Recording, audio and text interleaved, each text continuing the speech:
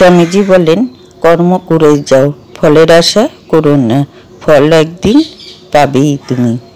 দেখো, এটা হচ্ছে স্বামীজির কথা, তোমরা নিশ্চয়ই জানো সবাই। তো শুভ সকাল বন্ধুরা, মঞ্জুলা ব্লগসে অনেক অনেক ভালোবাসা জানিয়ে আমি তোমাদের সঙ্গে শুরু করছি আমার নতুন ব্লগটা।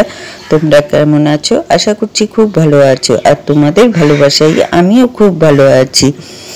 আর দেখো, সব কাজকর্ম তো শেষ হয়ে গেছে, এখন চলে যাব বাজারে। বাজারটুকু দেখতে থাকো তোমরা। দেখো, চলে এসেছি আমি বাজারে। বাজারের লোকজনগুলো দেখিয়ে নিচ্ছি। তো দেখো কি সুন্দর লাগছে বাজারটা দেখতে, তাই না? কত লোকজন, এই সময়টা অনেকটাই লোক থাকে, আর আজ রোববার, সেই জন্য আরো বেশি লোকজন। তো দেখো, মাছ কিনতে চলে আসছি। মাছও দেখিয়ে নিচ্ছি তোমাদের। তো দেখো কি ভালো লাগছে মাছগুলো সবই টাটকা টাটকা ছিল, কিন্তু পাবদা মাছটা দেখে মনে হচ্ছিল শুকিয়ে পুরো শুটকি মাছ হয়ে গেছে। তো চিংড়ি মাছগুলো অনেকটাই বড় বড় ছিল। আমি নিয়েছিলাম কাতলা মাছ, তো কাতলা মাছ ছিল অবশ্য, আর নিয়েছিলাম চিংড়ি মাছ। তো দেখো, ও মাছটা কাটছে, আর ওকে আমি প্রায়ই দেখিয়ে থাকি। তোমরা পুরনো যারা আছো তারা দেখেছো ওকে, যে দেখো এই যে পাবদা মাছগুলো, ওর কাছে পাবদা মাছগুলো ভালোই ছিল, আর কম মাছগুলো কিন্তু প্রচুর লাফাচ্ছিল। তারপর দেখি আবার লাফানো শুরু করেছে। আর এই যে দেখছো বোয়াল মাছটা, সেই বোয়াল ছিল, কিন্তু খুব বড়। তো দেখো, তারপর ফল দেখাতে দেখাতে এখানে আছে এই যে শুটকি মাছের নাম নিতে নিতেই শুটকি মাছের দোকান। আর তরকারিগুলো দেখো তাজা তাজা, আর আমাদের এখানে তরকারিগুলো কিন্তু বেশ ভালো, টাটকা পাওয়া যায়।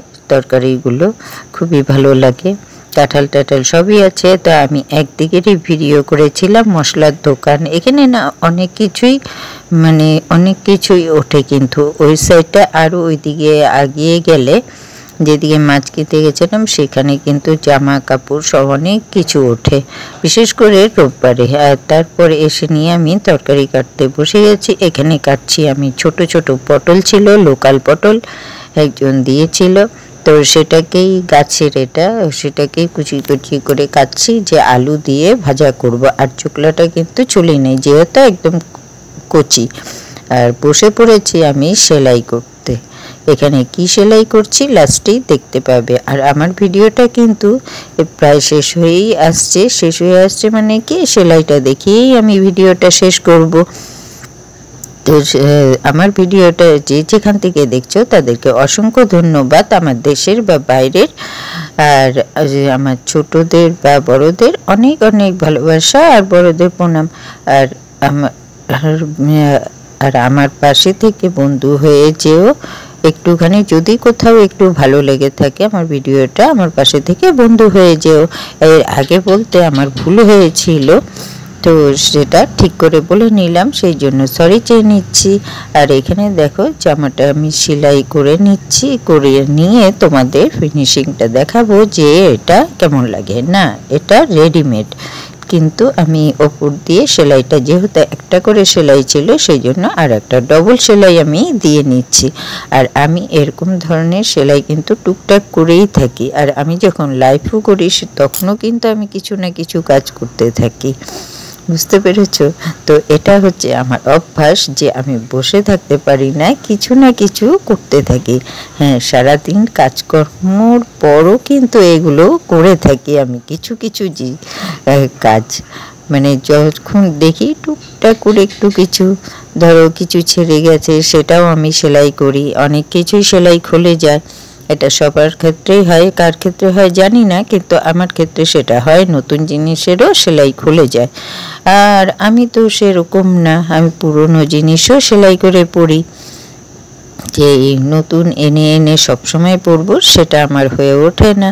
তো পুরনো জিনিসও আমি কিছু কিছু সেলাই করেও পরি, সেলাই যদি খুলে যায়।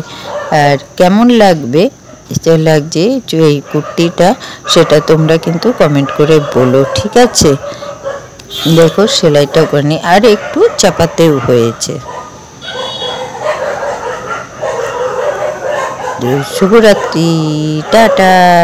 কুর্তিটা দেখেই আমি দেরকে টাটা করছি। শুভরাত্রি। সবাই ভালো থেকো, সুস্থ থেকো। আবার পরে আসবো একটা নতুন ভিডিও নিয়ে আগামীকাল। টাটা সবাইকে, সবাইকে টাটা।